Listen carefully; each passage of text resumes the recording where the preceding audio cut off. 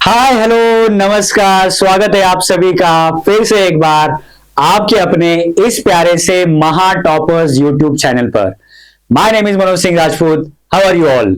उम्मीद करते हैं कि आप सभी लोग बढ़िया होंगे, मजेदार तरीके से पढ़ाई कर रहे होंगे। हमारा ये बेसिक सीरीज आपको पसंद आ रहा होगा, मजा आ रहा होगा पढ़ने के लिए। अगर आपको मजा आ रहा है तो एक प्यारा सा कमेंट सेक्शन में जरूर डालिएगा। तो चलिए बात करते हैं कि आज हम क्या नया लेके आए हैं। तो आपने जैसे देखा ही है हेडिंग में कि हम आपके लिए एक ब्रांड न्यू लेसन लेके आए हैं जिसका नाम है dual nature of radiation and matter.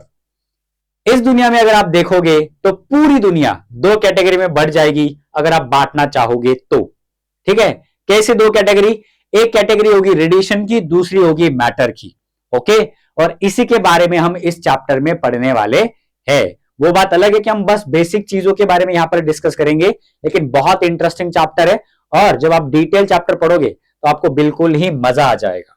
चलिए हम शुरू करते हैं चैप्टर के बेसिक को स्टडी करना।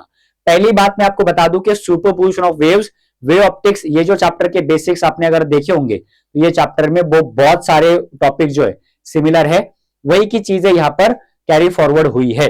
ठीक है, चलिए सबसे पहले है हमारे पास इलेक्ट्रोमैग्नेटिक रेडिएशन, ईएम वेव्स। मैंने आपको वेव्स के बारे में डिटेल पूरा डिस्कशन हमने किया हुआ है, एक्सप्रेशन किया हुआ है सुपरपोजिशन ऑफ वेव्स में कि हमारे पास कितने टाइप्स के वेव्स होते हैं, कौन से वेव को क्या बोलते हैं, क्या क्या नहीं होता, क्या होता है, ये सारी बातें हमने कर ली है। इलेक्ट्रोमैग्नेटिक वेव्स को हम स्पेसिफिकली यहां पर क्यों पढ़ रहे हैं? क्योंकि हमने वहां पर पढ़ा कि जो हमारी लाइट होती है, यहां पर बेसिकली लाइट के बारे में हम ड्यूअल नेचर पढ़ते हैं। ओके, लाइट का जो ड्यूअल नेचर है उसी के बारे में हम यहां पर स्टडी कर रहे हैं। तो जब भी हम लाइट की बात करते हैं और लाइट का हमारे पास डबल बिहेवियर देखने को मिलता है, हमको लाइट के ड्यूअल नेचर, मैंने आपको स्टोरी बताई हुई लाइट की। न्यूटन ने पहले पार्टिकल नेचर बताया, हाइगन ने हमको फिर वेव नेचर बोला, फिर उसमें भी कुछ करेक्शंस हुए, फिर मैक्सवेल ने इलेक्ट्रोमैग्नेटिक वेव बोला, फिर आइंस्टाइन ने हमको ड्यूअल नेचर का कंसेप्ट दिया, और उसी की बात हम यहाँ पर इस मॉडर्न फिजिक्स वाले चैप्टर में कर रहे हैं। लेकिन जब हमको ड्यूअल नेचर को पढ़ना है तो हमको दोनों को पढ़ना होगा। दोनों को पढ़ना है मतलब शुरुआत हमको कहीं ना कहीं से करनी होगी। तो जब हम वेव ऑप्टिक्स की बात करते हैं, वेव नेचर की बात करते हैं लाइट के, तब हमको इलेक्ट्रोमैग्नेटिक वेव को पढ़ना होता है, क्योंकि हमको पता है कि light is a wave, but which wave? तो light is a electromagnetic wave. Light क्या है? एक इलेक्ट्रोमैग्नेटिक वेव है ना। हम क्या पढ़ते हैं? Wave optics. वेव ऑप्टिक्स में हम क्या करते हैं? स्टडी करते हैं किसका? लाइट का, by assuming it's wave nature. कौन सी wave? Electromagnetic wave. Electromagnetic wave मतलब एक नॉन मैकेनिकल वेव। एक नॉन मैकेनिकल वेव मतलब it can travel through vacuum, और वैक्यूम में इसका स्पीड कितना होता है? 3 इंटू 10⁻+8 मीटर पर सेकेंड। ये सारी बातें आपको क्लियर है, पता है ऑलरेडी।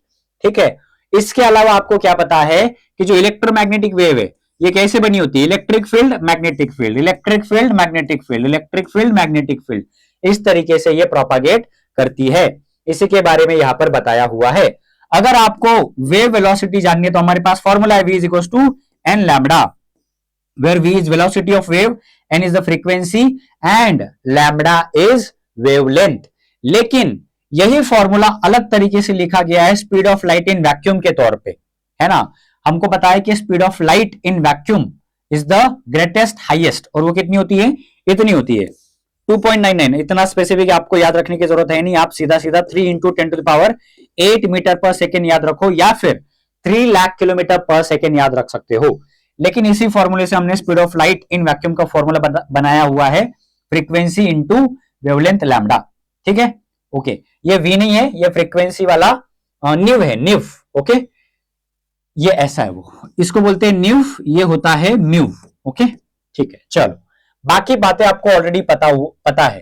ट्रांसवर्स वेव क्या होता है, लॉन्जिट्यूडिनल वेव क्या होता है, ये सारी बातें मैंने सुपरपोजिशन में बताया हुआ है।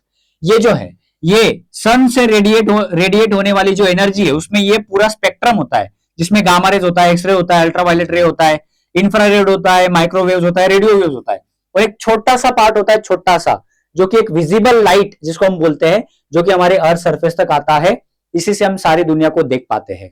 ओके, इसी को हम बोलते हैं light. This is the origin of light. हमारा ये ओरिजिनल सोर्स है, नेचुरल सोर्स है लाइट का, विजिबल लाइट, जिसमें विबग्योर छुपा होता है। और ये बाकी सारी जो हार्मफुल रेज है इसको ब्लॉक कर दिया जाता है हमारे एटमॉस्फेयर के एंट्री पे ही। वहां पर ही एक चेक पोस्ट हमने बनाया है, उस चेक पोस्ट का नाम है ओजोन लेयर। ओजोन लेयर क्या करता है, इन सारे हार्मफुल रेज को ब्लॉक कर देता है, आने नहीं देता है, और विजिबल लाइट को हमारे तक आने देता है। तो हम विजिबल लाइट की जब बात करते हैं तो हम इलेक्ट्रोमैग्नेटिक वेव की बात कर रहे होते हैं। Frequency, wavelength, amplitude, time period, इन सभी टर्मिनोलॉजी का हमने डिस्कशन ऑलरेडी कर लिया हुआ है सुपरपोजिशन वेव ऑप्टिक्स में 2 बार। अभी हम यहां पर फिर से उनकी बात नहीं करेंगे, समझ गए। और इसके अलावा आगे बढ़ते हैं हम अभी, और हमको क्या जानना है, basic of wave concept. Basic तो आपको यह पता है कि लाइट को अगर आप वेव मान रहे हैं तो कौन सी वेव मानना है, इलेक्ट्रोमैग्नेटिक वेव। इलेक्ट्रोमैग्नेटिक वेव क्यों, क्योंकि वो वैक्यूम में से भी ट्रैवल कर सकती है और लाइट वैक्यूम में से ट्रैवल करती है, लेकिन हम उसका ट्रांसवर्स नेचर एज्यूम करते हैं ताकि हमको उसको समझने में आसानी हो। कोई भी वेव हो, हम ट्रांसवर्स नेचर एज्यूम करके उसको स्टडी करते हैं, ओके, फॉर आवर सिंप्लीफिकेशन। इसके अलावा वेव नेचर ही क्यों एज्यूम करना है, इसका भी कुछ रीजन है क्या सर? बिल्कुल है। अगर आप लाइट का वेव नेचर एज्यूम करते हो तो आप लाइट के सारे फिनोमिनास को बहुत आसानी से एक्सप्लेन कर सकते हो, अंडरस्टैंड कर सकते हो, समझा सकते हो, ठीक है। Reflection, refraction, dispersion, scattering, interference, diffraction, polarisation and what not, बहुत सारे फिनोमिनास लाइट के जो हमको पूरे स्टडी करने होते हैं वो हम वेव नेचर एज्यूम करके आसानी से स्टडी करते हैं। इसलिए हम लाइट का वेव नेचर बहुत ज्यादा तौर पे मानते हैं, और इसमें हम इंटरफेरेंस, डिफ्रैक्शन, पोलराइजेशन, इन सारी चीजों को स्टडी करते हैं, रिफ्लेक्शन, रिफ्रैक्शन को स्टडी करते हैं। अभी अगर हम स्पेसिफिकली बात करें इंटरफेरेंस, डिफ्रैक्शन, पोलराइजेशन, ये बड़े बड़े कंसेप्ट है, ये हम पर्टिकुलरली उन पर्टिकुलर चैप्टर्स में पढ़ेंगे। लेकिन रिफ्लेक्शन, रिफ्रैक्शन ये आपने 11th स्टैंडर्ड में पढ़ा होगा, नहीं पढ़ा होगा तो मैं आपको इसका बेसिक बता देता हूं, क्योंकि हम बेसिक चैप्टर पढ़ रहे हैं ना, बेसिक सीरीज कवर कर रहे हैं, तो ये बेसिक बातें हम यहां पर कवर कर लेते हैं बहुत फास्ट, ओके। जो चीजें चैप्टर में पढ़नी है उसको छोड़ देते हैं। रिफ्लेक्शन आपने स्कूल लाइफ में पढ़ा होगा। रिफ्लेक्शन क्या होता है, जब भी हम क्या लेते हैं, कोई एक रिफ्लेक्टिंग सरफेस लेते हैं, है ना, कोई रिफ्लेक्टिंग सरफेस हमने ले लिया, मान लो ये एक रिफ्लेक्टिंग सरफेस है ऐसा, ओके। इस रिफ्लेक्टिंग सरफेस पे हमने एक रे को इंसिडेंट करा दिया, ओके, ये हमारी इंसिडेंट रे, ये इंसिडेंट रे जिसको हम आई से डिनोट करेंगे, ये हमारा पॉइंट ऑफ इंसिडेंस है। पॉइंट ऑफ इंसिडेंस पे हम क्या करते हैं, पहले तो हम एक नॉर्मल बनाते हैं, normal at the point of incidence, ठीक है। ये जो एंगल बना ये नॉर्मल है हमारा, एंगल बना आई और एन के बीच में, इसको हम बोलते हैं angle I, angle of incidence. Then afterwards उतनी ही एंगल पर हमारी रे क्या हो जाती है, बाउंस बैक कर जाती है इनटू द सेम मीडियम, इसी को हम बोलते हैं रिफ्लेक्शन। ये जो पूरा फिनोमिना यहां पर हुआ इसको हम बोलते हैं रिफ्लेक्शन। ये हमारी रिफ्लेक्टेड रे, ये हमारा रिफ्लेक्टिंग सरफेस है, ठीक है। इस तरीके से रिफ्लेक्शन होता है। रिफ्लेक्शन के लॉज आपने पढ़े होंगे। पहला लॉ क्या है angle of incidence is always equal to angle of reflection, पढ़ा है ना, याद है, बिल्कुल, ओके। दूसरा लॉ क्या कहता है, incident ray, normal and reflected ray, okay, reflected ray lies in a same plane, same plane में वो लाई करते हैं, ठीक है। लाई करते मतलब झूठ नहीं बोलते भैया, वो एक ही प्लेन में आते हैं। जैसे ये बोर्ड वाला प्लेन है ना, इसी में सारा रिफ्लेक्शन होगा। इंसिडेंट रे, नॉर्मल और रिफ्लेक्टेड रे इसी में बनेंगे, ओके। तो ये 2 लॉज है। अभी हम रिफ्रैक्शन की अगर बात करें यहां पर, तो रिफ्रैक्शन का फिनोमिना कैसा है, हमको मेन चैप्टर में ये पढ़ने के लिए टाइम नहीं होता, इसलिए हम यहां पर पढ़ रहे हैं, ओके, रिफ्लेक्शन, रिफ्रैक्शन। बाकी इंटरफेरेंस, डिफ्रैक्शन, पोलराइजेशन ये तो हमको चैप्टर में पढ़ना है, तो इसको छोड़ देते हैं, ठीक है। रिफ्रैक्शन की बात करते हैं। रिफ्रैक्शन क्या है, ये एक बेंडिंग फिनोमिना है, बेंडिंग फिनोमिना, ओके। जब भी लाइट क्या करती है, एक मीडियम में से दूसरे मीडियम में ट्रैवल करती है, तो बिकॉज ऑफ चेंज इन क्या रिफ्रैक्टिव इंडेक्स, लाइट क्या करती है, बेंड कर जाती है, एक तो टुवर्ड्स द नॉर्मल या फिर away from the normal, light bend कर जाती है। मान लो ये इंसिडेंट रे है, ओके, ये हमारी इंसिडेंट रे। पहले तो हम क्या करेंगे, पॉइंट ऑफ इंसिडेंस पे नॉर्मल बनाएंगे, नॉर्मल, ये हमारा हो गया नॉर्मल, ठीक है, ये हमारा नॉर्मल है। इसको हम नाम देते हैं कुछ एम डैश बोल देंगे, ओके, एम डैश नॉर्मल। और ये जो इंसिडेंट रे, इनके बीच में जो एंगल बना, फिर से वही घिसा पीटा एंगल ऑफ इंसिडेंस बनेगा। अभी क्या होता है ना, इंस्टेड ऑफ गोइंग स्ट्रेट क्या होना चाहिए था, लाइट रे ऐसी सीधी निकलनी चाहिए थी, लेकिन रास्ते में कौन आ गया, ये ससुरा मीडियम आ गया, जो कि एक डेंसर मीडियम है। मान लो ये कोई रेयर मीडियम है और ये डेंसर मीडियम है, ठीक है। तो instead of going straight, light रे क्या कर जाएगी, बेंड कर जाएगी। एक तो टुवर्ड्स द नॉर्मल या फिर away from the normal bend करेगी। कैसे, एक तो टुवर्ड्स द नॉर्मल बेंड कर सकती है, उसकी टेंडेंसी क्या होगी, टुवर्ड्स द नॉर्मल बेंड करने की, या फिर उसकी टेंडेंसी हो सकती है away from the normal bend करने की, away from the normal bend करने की टेंडेंसी हो सकती है। ये डिपेंड करता है, किस पे डिपेंड करता है, आप रेरर से डेंसर में लाइट रे को भेज रहे हो या डेंसर से रेरर में भेज रहे हो, उसके ऊपर डिपेंड करता है। अगर मैं बात करूं रेरर टू डेंसर वाले केस में, रेरर टू डेंसर, तो लाइट रे क्या करती है, टुवर्ड्स द नॉर्मल बेंड कर जाती है, टुवर्ड्स नॉर्मल, हमने यहां पर क्या नाम दिया है, mm dash, normal, towards the normal. अगर डेंसर टू रेरर होगा केस, तो क्या होगा, उस केस में away from the normal, away from, mm dash समझ में आएगा क्या आपको, मैं नॉर्मल लिख देता हूं, टुवर्ड्स नॉर्मल, और ये अवे फ्रॉम नॉर्मल, ये बिहेवियर होता है बेंडिंग का, लाइट के रे का। ओके, तो ये सारा चीजें रिफ्लेक्शन और ये रिफ्रैक्शन, बहुत मैंने बेसिक वाली चीजें बताई है, बाकी आपको चैप्टर में सीखने को मिलेगा। पार्टिकल नेचर जब हम एज्यूम करते हैं तब क्या होता है, पार्टिकल नेचर की, अगर हम वेव नेचर में कुछ बच गया क्या हमारा, वेव नेचर में कुछ बचा है, कुछ नहीं बचा, कुछ नहीं बचा, ऑल क्लियर, ऑल गुड, ठीक है, ठीक है, ठीक है, ठीक है, ओके, ठीक है। चलो पार्टिकल नेचर की बात करते हैं। पार्टिकल मतलब हम रे ऑप्टिक्स की बात करते हैं। The branch of physics which deals with the study associated with the light by assuming it's particle nature, ये हमारा रे ऑप्टिक्स होता है। ओके, इसमें हम पार्टिकल को, लाइट को पार्टिकल नेचर देते हैं और इसमें बाकी सारी चीजों को स्टडी करते हैं। मैं आपको बता दूं कि इसमें इंटरफेरेंस, डिफ्रैक्शन, पोलराइजेशन, ये जो फिनोमिनाज है, पार्टिकल नेचर एज्यूम करके हम क्या नहीं कर सकते, एक्सप्लेन नहीं कर सकते, उसको कंक्लूड नहीं कर सकते। यहाँ पर बस रिफ्लेक्शन, रिफ्रैक्शन और कुछ गिने चुने फॉर्म्स एक्सप्लेन किए जा सकते हैं। ठीक है, चलो चलो ठीक है। हाँ, मेरे को और एक बात याद आई, ये रेरर और डेंसर से मैंने बताया कि नहीं, याद नहीं मेरे को। न्यूटन ने जब पहली बार लाइट के बारे में कुछ थ्योरी दिया था, जिसको उसने कॉर्पस्कुलर थ्योरी नाम दिया था, वहां पर एक गलत चीज न्यूटन ने बताई थी कि क्या होता है, लाइट का जो स्पीड है रेरर में कम होता है, डेंसर में ज्यादा होता है, जो कि न्यूटन ने बताया था। सही हमको आज के डेट में क्या पता है कि speed of light is more in rarer medium, less in denser medium. Light का जो स्पीड है रेरर मीडियम में ज्यादा होता है, यानी कि वैक्यूम और एयर में ज्यादा होता है। ग्लास, ग्लिसरीन, वाटर जब आप लोगे तो ये डेंसर मीडियम है। ओके, तो इसमें स्पीड कम हो जाती है। ओके, ऐसे मेरे को याद आ गया, बता दिया मैंने। पार्टिकल नेचर पे आते हैं। पार्टिकल नेचर मतलब हम, उसके पास कुछ ना कुछ मास होगा, और मास है तो उसके पास कुछ ना कुछ मोमेंटम होगा अगर वो मूव कर रहा है। ये एक बात याद रखना कि लाइट हमेशा मूव करता रहता है। लाइट, हीट, ये कुछ ऐसे फिनोमिनाज है, ये कुछ ऐसी चीजें जो कभी भी रुकी नहीं होती है। हर बार कहीं ना कहीं से उनको निकलना होता है, कहीं ना कहीं पे जाना होता है। ऐसे बिजी लोग होते हैं ना, जो हमेशा उनको कहीं से, मतलब ऐसे गड़बड़ में रहते हैं हमेशा, है ना, निकलने की जल्दी रहती है। तो लाइट और जो हमारी हीट होती है वो हमेशा ऐसे रहते हैं, उनको कहीं से निकल के कहीं ना कहीं पे जाना होता है, और जहां पर जाना होता है वहां पर भी उनको रुकना नहीं होता है, वहां से भी वो निकल के कहीं ना कहीं और जाना चाहते हैं। तो पार्टिकल जो नेचर है लाइट का, वो भी ऐसा बिहेव करता है, वो हमेशा ट्रांजिट में रहता है, मूव करता रहता है। मूव कर रहा है मतलब उसके पास वेलोसिटी है, वेलोसिटी मतलब उसके पास क्या होगा, मोमेंटम होगा। ऐसा कभी आपको नहीं दिखेगा कि वो देखो लाइट का पार्टिकल रुका हुआ है, वहां पर रुका हुआ नहीं होता है, वो कंटिन्यूअसली ट्रेवल करेगा। ओके, लाइट के पार्टिकल की बात हो रही है, मतलब लाइट के फोटॉन्स की बात हो रही है। किसकी बात हो रही है, फोटॉन्स की बात हम कर रहे हैं। और वो ऐसा रुका नहीं होगा, कहीं पर रुका होगा तो आपको दिखेगा नहीं, है ना, मतलब वो नहीं है।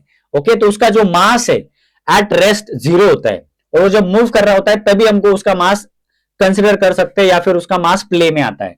ओके, उसके पास मोमेंटम होता है, उसके पास मूवमेंट है, वेलोसिटी है, इसीलिए उसके पास काइनेटिक एनर्जी भी होती है। तो मोमेंटम का फॉर्मूला मास इंटू वेलोसिटी हमको बेसिक से ही पता है। काइनेटिक एनर्जी का फंडामेंटल फॉर्मूला हमको पहले से पता है, half m v square. Okay, ये सारी चीजें हमको पता है, बस कुछ नई बातें मैंने आपको बता दी। ओके, ठीक है, ठीक है, ठीक है, आगे बढ़ते हैं। एनर्जी यूनिट्स, यस, बहुत इंपॉर्टेंट चीज। लाइट के पास, लाइट के पार्टिकल के पास एनर्जी होती है। कितनी एनर्जी होती है वो हमको ढूंढना है।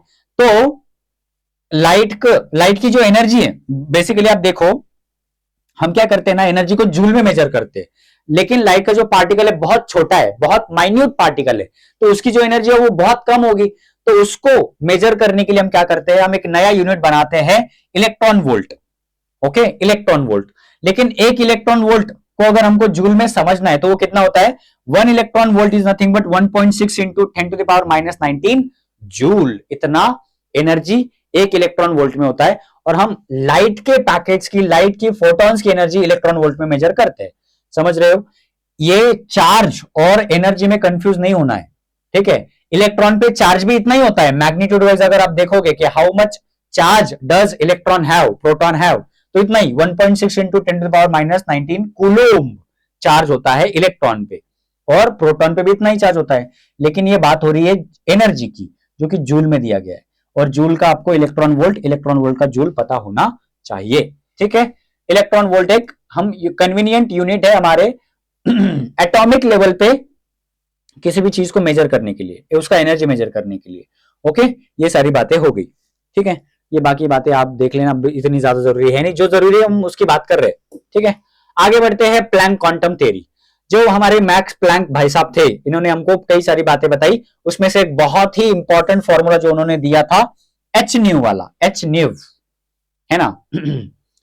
जो हमारे पार्टिकल होते हैं, लाइट के पार्टिकल्स, हमने पहले देख लिया कि उसके पास एनर्जी होती है, कितनी एनर्जी होती है ये सवाल है, तो उसका जवाब है एच न्यू। एच न्यू, इतनी एनर्जी उसके पास होगी। E for energy of photon, ये जो एच है ये क्या है, प्लैंक कांस्टेंट है, और ये जो न्यू है ये हमारा क्या है, फ्रीक्वेंसी है। ओके, ये हमको फॉर्मूला बहुत यूजफुल होगा, ये हमारे बार बार काम आएगा, ठीक है। फोटोन का कंसेप्ट हमको यहां पर मैक्स प्लैंक ने बताया था कि फोटॉन्स जो होते हैं ये हमारे टाइनी पार्टिकल्स होते हैं लाइट के, ओके, और इनके पास एनर्जी होती है, और वो कितनी होती है, इतनी होती है, ठीक है। जब ये फोटॉन्स एक साथ आएंगे तो एक पैकेट बनाएंगे, उस पैकेट को हम क्या बोलेंगे, क्वांटा बोलेंगे, quanta. Quanta is nothing but light energy exist in packets called quanta. एक होगा तो फोटोन, और इसका जब पूरा पैकेट बनेगा, पॉकेट के फॉर्म में जब वो बाहर निकलेंगे तो उसको हम क्वांटा बोलेंगे, ठीक है, ठीक है, ठीक है, ठीक है, ओके। बाकी और कुछ जानना आपको जरूरी नहीं है, चैप्टर में हम बात कर लेंगे, ठीक है। फोटोन का जो बेसिक है उसकी बात करते हैं। एनर्जी तो आपने जान लिया कि एक फोटोन में कितनी एनर्जी होती है, एच न्यू, इतनी एनर्जी होती है। Photon is nothing but tiny particle of light, okay, ठीक है। फोटोन के पास क्या होती है, एनर्जी होती है। फोटोन के पास मोमेंटम होता है, और उसका रेस्ट में कोई मास नहीं होता, it has no rest mass, okay. Photon has zero rest mass, ठीक है। Travels with speed of light, light ray जो होती है, जो फोटोन जो होते हैं बेसिकली, ये स्पीड ऑफ लाइट के स्पीड से ट्रेवल करते हैं, कितने, 3 इंटू 10⁸ मीटर पर सेकेंड इन वैक्यूम और एयर, ठीक है। बाकी डेंसर मीडियम में आप उसको ट्रेवल कराने बोलोगे तो वो स्पीड कम हो जाएगी उसकी, ठीक है। ये इसका मोमेंटम का फॉर्मूला है, P is nothing but photon की जो, sorry, P is the momentum, ये जो एच है ये उसका क्या है, मैक्स प्लैंक कांस्टेंट है, एच न्यू लैम्बडा उसका क्या है, वेवलेंथ है, ठीक है। ओके ओके ओके, आगे बढ़ते हैं। वर्क फंक्शन का कंसेप्ट की बात करते हैं। वर्क फंक्शन की बात करने से पहले ना मेरे को आपको ये एक्सपेरिमेंटल सेटअप समझाना है, यही से सारी चीजें आपको समझेगी, ओके। चलो मैं आपको ना मेरे हाथ से डायग्राम निकाल के दिखाता हूं, और उसी के ऊपर हम बात करेंगे, तो बाकी सारी चीजें आपको क्लियर हो जाएगी। जो हमारे हर्ट्ज भाई साहब थे, हर्ट्ज जो साइंटिस्ट थे, इन्होंने एक एक्सपेरिमेंटल सेटअप बनाया। उन्होंने क्या किया, एक इवैक्यूएटेड ट्यूब लिया, एक इवैक्यूएटेड ऐसा ट्यूब लिया, ठीक है। ये इवैक्यूएटेड ट्यूब है, यहां पर सोर्स ऑफ लाइट रखा, सोर्स ऑफ लाइट रखा है, मतलब ये ऑल पॉसिबल डायरेक्शन में क्या करेगा, लाइट रेज को इमिट करेगा। यहां पर एक इमिटर प्लेट लगा दिया, इस पे ये लाइट रे क्या करेगी, इंसिडेंट होगी, फोटॉन्स गिरेंगे, बेसिकली फोटॉन्स निकल रहे हैं यहां से, क्या निकल रहे हैं, फोटॉन्स, जो कि क्या होंगे, इस इमिटर प्लेट पे गिरेंगे, और इस इमिटर प्लेट पे क्या होंगे, वो स्ट्राइक करेंगे, और यहां से इलेक्ट्रॉन निकलेंगे, वो इलेक्ट्रॉन निकलकर इस कलेक्टर प्लेट पे जाएंगे। देखो ये क्या है, ये इमिटर प्लेट है, और ये सी फॉर कलेक्टर प्लेट है। देखो प्लेट भी पढ़ लिख कर कलेक्टर बन गई, आप कब बनोगे, तो पढ़ो लिखो और आईएएस वाईएएस बनो कुछ, ठीक है। तो ये हमने बाहर ले लिया इसको, ये ऐसा बोर्ड में बहुत काम आएगा ये आपके डायग्राम, और यही हार्ट है इस चैप्टर का। ये समझ गया मतलब आपको चैप्टर समझ गया। हमने यहाँ पर ऐसा ये ऐसा बना लिया, ये क्यों बना रहे हो सर, ये कम्यूटेटर है, कम्यूटेटर। कम्यूटेटर का मतलब समझते हो आप, कम्यूटेटर हम यूज करते हैं in order to switch the polarity, polarity को चेंज करने के लिए हम इसको यूज करते हैं, ठीक है। यहाँ पर एक एमीटर लगा देते हैं, यहाँ पर एक वोल्ट मीटर लगा देते हैं, ठीक है। यहाँ पर एक बैटरी लगा देते हैं, बैटरी प्लस और माइनस। ये पूरा आपका क्या है, जो हमारा फोटो इलेक्ट्रिक इफेक्ट का एक्सपेरिमेंटल सेटअप है, ये ऐसा दिखाई देता है। ओके, हर्ट्ज ने ये पूरा सेटअप किया था, लेकिन उसको कुछ कंक्लूजन यहां से नहीं मिला। उसने ऑब्जर्वेशंस लिख के रखे, उन ऑब्जर्वेशन के हिसाब से फिर एक्सप्लेनेशन दिया किसने, हमारे आइंस्टाइन भाई साहब ने। और उन ऑब्जर्वेशंस के लिए, ये पूरे एक्सपेरिमेंट के लिए आइंस्टाइन को नोबेल प्राइज भी मिला। छोड़ दो, वो हमारी बातें नहीं है अभी। इसको समझो अभी आप। फोटॉन्स निकलेंगे, यानी कि सोर्स से लाइट के पार्टिकल्स निकलेंगे, फोटॉन्स इस इमिटर प्लेट पे गिरेंगे। इस पे गिरने के बाद जो फोटोन है वो इलेक्ट्रॉन को स्ट्राइक करेंगे, यहां से इलेक्ट्रॉन बाहर निकलना शुरू होगा। और इनके बीच में गैप है, उसके बावजूद ऐसा देखा गया कि यहां पर करंट डिफ्लेक्ट होता, करंट फ्लक्चु मतलब डिफ्लेक्शन देखने को मिलता है एमिटर पे, यानी कि यहां पर करंट का फ्लो शुरू हो गया है। जबकि ये पूरा जो सर्किट है पूरी तरीके से क्लोज नहीं है ना, यहां पर गैप है, लेकिन इलेक्ट्रॉन फ्लो करने लग जाते हैं तो ये गैप भर जाता है और करंट दौड़ने लगता है इस सर्किट में। इस हिसाब से हमने फोटो करंट को डिस्कवर किया। फोटो करंट, इसको इस फोटॉन्स की वजह से जो करंट इस सर्किट में आता है, इसको हम बोलते हैं फोटो करंट। यहां पर क्या आ जाता है, ये जो करंट आता है इसको हम बोलते हैं फोटो करंट, फोटो करंट।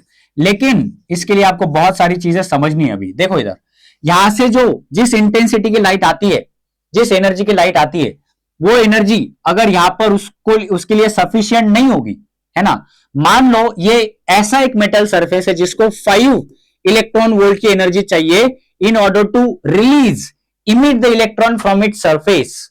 और अगर आप यहां पर 4 इलेक्ट्रॉन वोल्ट की एनर्जी दे रहे हो तो ये इलेक्ट्रॉन को इमिट नहीं करेगा। आपने 4.5 दे दिया तब भी वो इमिट नहीं करेगा। जब तक उसको मिनिमम 5 इलेक्ट्रॉन वोल्ट की एनर्जी नहीं मिलती तब तक वहां से इलेक्ट्रॉन बाहर नहीं निकलेगा। ये तो बेसिक चीज है, ये तो सबको समझ में आ रहा है। तो क्या है, यहां पर एक मिनिमम रिक्वायरमेंट है एनर्जी का, और उसी मिनिमम एनर्जी को जो कि रिक्वायर्ड है इलेक्ट्रॉन को निकलने के लिए उस मेटल सरफेस से, उसी को हम बोलते हैं वर्क फंक्शन। हमारे ये जो स्लाइड आया था ना, ये वर्क फंक्शन समझने का। तो वर्क फंक्शन क्या होता है, minimum energy required to remove an electron from metal surface. किसी भी मेटल सरफेस से इलेक्ट्रॉन को निकालने के लिए, वहां से उसको क्या कराने के लिए, वहां से उसको इमिट कराने के लिए हमको जो मिनिमम एनर्जी चाहिए उसको हम क्या बोलते हैं, वर्क फंक्शन बोलते हैं। और इसको हम फाई से रिप्रेजेंट करते हैं, फाई, है ना, किसे रिप्रेजेंट करते हैं, फाई। और इसका फॉर्मूला होता है एच न्यू नॉट।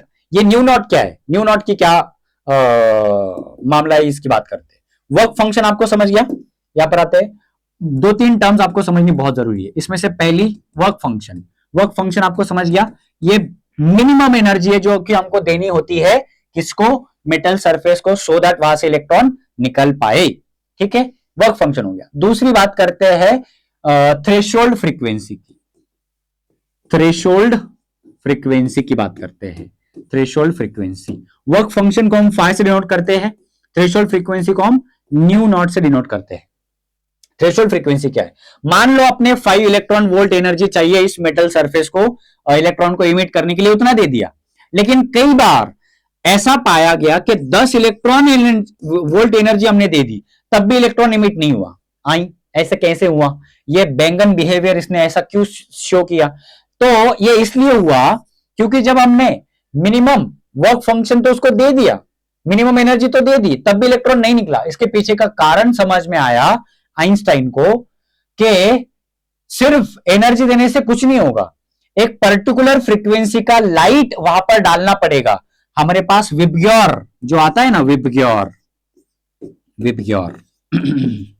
विबग्योर में आपको पता है कि इसका जो वेवलेंथ है वो सबसे कम होता है, यहां पर वेवलेंथ सबसे ज्यादा होता है। इसका वेवलेंथ कम है, मतलब इसका जो फ्रीक्वेंसी है, न्यू, ये ज्यादा है, और इसका फ्रीक्वेंसी क्या होता है, कम होता है। ये इनवर्सली प्रोपोर्शनल होते हैं, फ्रीक्वेंसी और वेवलेंथ। ठीक है, तो ऐसा पाया गया कि आपको एक मिनिमम फ्रीक्वेंसी का लाइट इस मेटल सरफेस पे देना पड़ेगा, तभी इलेक्ट्रॉन बाहर निकलेगा। भले ही आप उसको उसके रिक्वायर्ड एनर्जी के कितने भी टाइम्स एनर्जी दे दो, है ना, तब भी इलेक्ट्रॉन बाहर नहीं निकलेगा जब तक आप उसको एक मिनिमम फ्रीक्वेंसी वाला लाइट देते नहीं हो।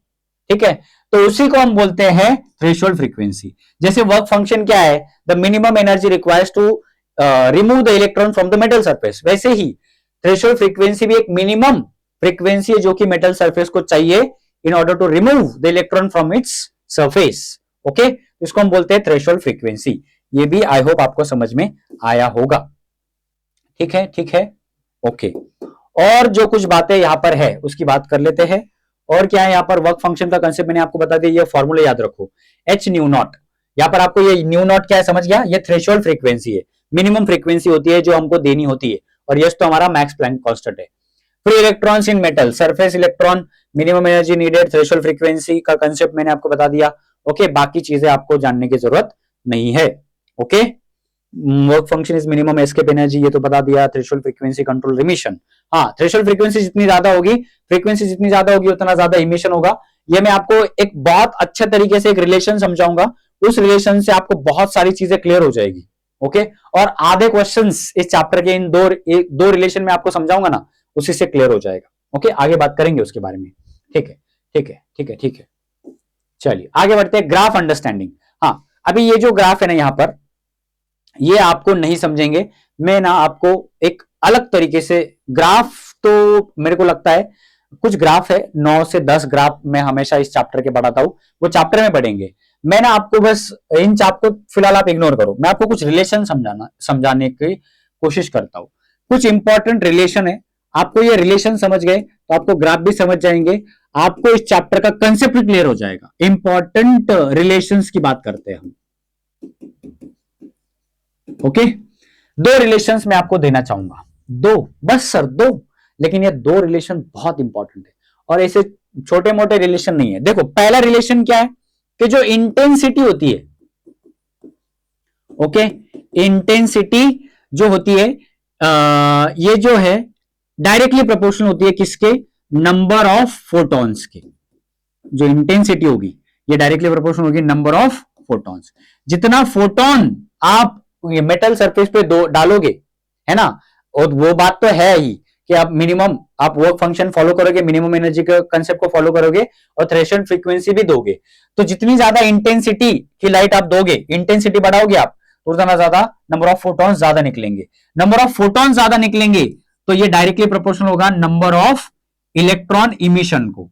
जितने ज्यादा फोटॉन्स उतना ज्यादा इमिशन। देखो इंटेंसिटी ज्यादा, नंबर ऑफ फोटॉन ज्यादा, नंबर ऑफ फोटॉन ज्यादा, नंबर ऑफ इलेक्ट्रॉन ज्यादा, और नंबर ऑफ इलेक्ट्रॉन ज्यादा मतलब फोटो करंट ज्यादा हो जाएगा। Photo current is also directly proportional. ये बीच में मैंने डायरेक्टली प्रोपोर्शनल का साइन दिया है, आप समझ रहे हो। Intensity is directly proportional to number of photons, number of photons is directly proportional to number of electrons, number of electrons is directly proportional to photo current. यानी कि इंटेंसिटी बढ़ाने से सीधा सीधा आपको समझ में आना चाहिए कि फोटो करंट बढ़ जाता है। ओके, दूसरा एक रिलेशन समझो, फ्रीक्वेंसी वाला रिलेशन। फ्रीक्वेंसी जब हम बढ़ाते या घटाते हैं, इससे क्या फर्क पड़ता है, इससे फर्क पड़ता है स्पीड ऑफ इलेक्ट्रॉन पे। किस पे फर्क पड़ता है, स्पीड ऑफ इलेक्ट्रॉन। अब इलेक्ट्रॉन का स्पीड ज्यादा मतलब क्या, काइनेटिक एनर्जी ज्यादा, इलेक्ट्रॉन का स्पीड कम मतलब काइनेटिक एनर्जी कम। ओके, तो ये डायरेक्टली प्रोपोर्शनल। ओके, और काइनेटिक एनर्जी ज्यादा यानी कि स्टॉपिंग पोटेंशियल पर भी इसका फर्क पड़ेगा। स्टॉपिंग पोटेंशियल, ये किस चिड़िया का नाम है सर, स्टॉपिंग पोटेंशियल। दो चीजें होती है, देखो मैं वापस जाता हूं उसी डायग्राम पे जो मैंने हाथ से बनाई हुई थी। यहां पर जब हम क्या करते हैं ना, यहां पर प्लस चार्ज रखते हैं, यहां पर हम क्या करते हैं, पहले इनिशियली यहां पर हम रखते हैं, यहां पर हम माइनस चार्ज, माइनस के साइन, माइनस पोलैरिटी को कनेक्ट करते हैं इस प्लेट को और इसको प्लस। तो यहां पर क्या होता है, इलेक्ट्रॉन भागते हैं। ओके, भागते, वो अट्रैक्ट करता है इधर प्लस चार्ज निगेटिव चार्ज को, पॉजिटिव साइड इसको अट्रैक्ट करती है। तो ये जब हम पोटेंशियल बढ़ाते हैं तो इसकी स्पीड बढ़ने लगती है, तो एक्सेलरेटिंग पोटेंशियल हो गया। लेकिन हम ये कम्यूटेटर उसी लिए हमने लगाया है कि हम पोलैरिटी को स्विच कर पाए। फिर हम क्या करते हैं, बाद में इसको निगेटिव कर देते हैं और इसको पॉजिटिव कर देते हैं। इससे क्या होगा, इलेक्ट्रॉन जिसपे निगेटिव चार्ज है और ये इमिट कलेक्टर पे जिसपे हमने निगेटिव टर्मिनल को कनेक्ट कर दिया, ये एक दूसरे को रिपेल करेंगे और ये पॉजिटिव इसको अट्रैक्ट करेगा। तो एक तरीके से हम इलेक्ट्रॉन को रोकने की कोशिश करेंगे। जब ऐसा पॉइंट आएगा जब इलेक्ट्रॉन मूव करना उसका स्टॉप हो गया, वो स्टॉप होने लग गया है ना, मूव नहीं कर रहा है अभी, तो उस पोटेंशियल को हम क्या बोलेंगे, स्टॉपिंग पोटेंशियल। एक्सेलरेटिंग पोटेंशियल जो कि क्या करेगा, स्पीड को बढ़ाएगा और स्टॉपिंग पोटेंशियल जो कि क्या करेगा, इलेक्ट्रॉन के मूवमेंट को स्टॉप करेगा, है ना। ये सारी चीजें वहां पर है चैप्टर के टाइम पे, और आप अच्छे से समझोगे इनको, ठीक है। तो ग्राफ में अभी आप ग्राफ में मत जाओ, भूल जाओ फिलहाल, ये रिलेशन याद रखो, ओके। ग्राफ में आपको चैप्टर में अच्छे तरीके से समझा दूंगा, ठीक है, ठीक है। आगे बढ़ते हैं, बेसिक ऑफ एटॉमिक स्ट्रक्चर। ये तो बच्चे को पता है। एटॉमिक, एटम में क्या होता है, देखो जब हम ड्यूअल नेचर की बात करते हैं ना, तो हम एटॉमिक लेवल पे बात कर रहे होते हैं। तो आपको इलेक्ट्रॉन का बिहेवियर, प्रोटॉन का बिहेवियर पता होना चाहिए, एटम कैसे बना है ये पता होना चाहिए। जैसे हमको क्या क्या पता है कि एटम जब हम लिखते हैं तो इसके सेंटर में हम क्या रिप्रेजेंट करते हैं, इसके सेंटर में हम रिप्रेजेंट करते हैं न्यूक्लियस। क्या होता है, न्यूक्लियस। न्यूक्लियस में कौन रहता है, प्रोटॉन एंड न्यूट्रॉन रहते हैं। और हमारे जो इलेक्ट्रॉन होते हैं ये क्या करते हैं, ऐसे ऑर्बिट में रिवॉल्व कर रहे होते हैं, है ना। ये ऑर्बिट में क्या करते हैं, रिवॉल्व करते हैं। ये हमारे इलेक्ट्रॉन्स है, ठीक है, ये हमारे इलेक्ट्रॉन है, ओके। इलेक्ट्रॉन इलेक्ट्रॉन को हम ई माइनस से रिप्रेजेंट करते हैं। ये कहां पर रहते हैं, रिवॉल्व अराउंड न्यूक्लियस, ठीक है। और क्या बात कर सकते हो आप इसके बारे में, इस पे चार्ज कितना होता है, इस पे चार्ज होता है 1.6 इंटू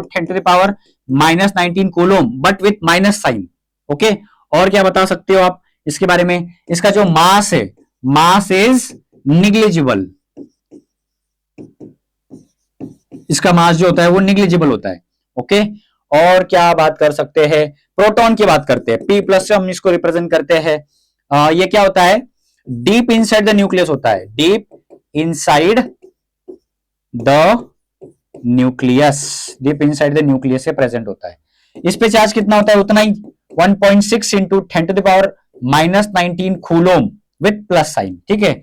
इसका मास सिग्निफिकेंट होता है, और ये यही मास होता है, प्रोटॉन और न्यूट्रॉन के मास की वजह से ही हमारे एटम का मास कंसिडर होता है, सिग्निफिकेंट होता है इसका मास, सिग्निफिकेंट कंसिडरेबल होता है।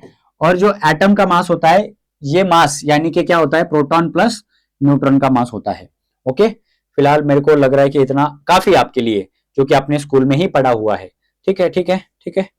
इस पे नेगेटिव चार्ज होता है, इस पे पॉजिटिव चार्ज होता है, ये तो आपको पता ही है, ये तो बहुत चिलर है, ओके। आगे बढ़ते हैं, एक्सपेरिमेंटल टर्मिनोलॉजी। ये तो मैंने आपको हाथ से निकाल के बताया। ये पूरा इवैक्यूएटेड ट्यूब, यहाँ पर लाइट रे आएगी, ये इमीटर प्लेट है, ओके, ये कलेक्टर प्लेट है। कैथोड एनोड मतलब हम बैटरी की जो पोलैरिटी है उसके हिसाब से बोलते हैं, ठीक है। और इसको स्विच भी करते रहते हैं हम, कम्यूटेटर लगाते हैं ना, इसलिए लगाते हैं, एक्सेलरेटिंग पोटेंशियल, स्टॉपिंग पोटेंशियल देने के लिए। स्टॉपिंग पोटेंशियल का मतलब मैंने आपको समझाया कि इलेक्ट्रॉन की जो मोशन है उसको स्टॉप करने के लिए हम यूज करते हैं, ओके, स्टॉपिंग पोटेंशियल। उसको बढ़ाना होगा तो हम एक्सेलरेटिंग पोटेंशियल देते हैं, ठीक है, ठीक है। एक्सेलरेटिंग पोटेंशियल में आपको मैं स्पेसिफिकली बता दूं, जब आपको एक्सेलरेटिंग पोटेंशियल देना है तो आप यहां पर प्लस के साथ इसको कनेक्ट करोगे। एक्सेलरेट करना है ना, तो निगेटिव पॉजिटिव को क्या करेगा, अट्रैक्ट करेगा, तो एक्सेलरेशन होगा। हम वो क्या करते हैं, पोटेंशियल डिफरेंस बढ़ाते हैं।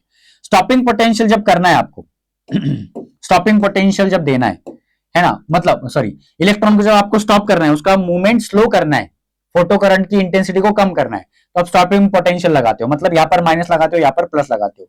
ये प्लस इसको अट्रैक्ट करता है, ये माइनस इसको रिपेल करता है, तो उसको मोशन स्लो हो जाता है। तो ये स्टॉपिंग पोटेंशियल, एक्सेलरेटिंग पोटेंशियल का कंसेप्ट है। कैथोड एनोड ये तो आपको पता है कि पोलैरिटी के हिसाब से होता है। ये वैक्यूम ट्यूब होती है, ये सारी चीजें यहाँ पर है, ओके। आई होप ये आपको समझ में आया होगा। इस तरीके से ये जो हमारा चैप्टर है, ये इसका जो बेसिक है ये यहाँ पर खत्म होता है। सुपरपोजिशन, वेव ऑप्टिक्स ये देख लेना, उसके बाद ये देखना, आपको बहुत अच्छे तरीके से समझ में आएगा। और इसका डिटेल जो है वो हम चैप्टर के हमारे जो मेन सीरीज है उसमें पढ़ेंगे। हमारा जो मेन कोर्स है ना, ये तो हो गया स्टार्टर, है ना। अभी जो मेन कोर्स आएगा वो कहां पर मिलेगा, तो वो आपको मिलेगा महा टॉपर्स ऐप पे। प्ले स्टोर पे जाकर आप क्या करो, महा टॉपर्स ऐप डाउनलोड करो।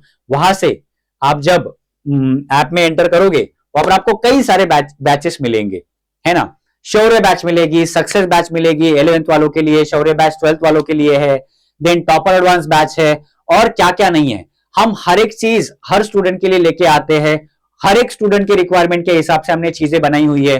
किसी को physics, chemistry, math, biology individual चाहिए, कंबाइन चाहिए, पीसीएम चाहिए, पीसीबी चाहिए, क्रैश कोर्स चाहिए, डिटेल कोर्स चाहिए, लाइव चाहिए, रिकॉर्डेड चाहिए, क्या क्या आप बस बोलो क्या चाहिए, हर एक चीज हमने ऐप पे बनाई हुई है। नहीं कुछ तो फ्री नोट्स वहां पर अवेलेबल है, फ्री डाटा, बहुत सारी चीजें वहां पर अवेलेबल है। वहां पर जाकर आप उसको देख सकते हो, ऐप को एक्सप्लोर कर सकते हो। ऐप को आप डाउनलोड करो, आपके हिसाब से बैच को चुनो, एनरोल करो और बढ़िया तरीके से पढ़ाई करो। ये एक तरीके से संजीवनी बूटी है स्टूडेंट्स के लिए। 11th-12th में सीईटी महाराष्ट्र स्टेट बोर्ड के प्रिपरेशन करने वाले बच्चों के लिए बहुत ही बढ़िया ऐप हमने बनाया हुआ है। एक ही प्लेटफॉर्म पर सारे टीचर्स एक साथ आके आपको पढ़ाने की कोशिश कर रहे हैं। अफोर्डेबल प्राइस में सारे कोर्सेज दिए गए हैं।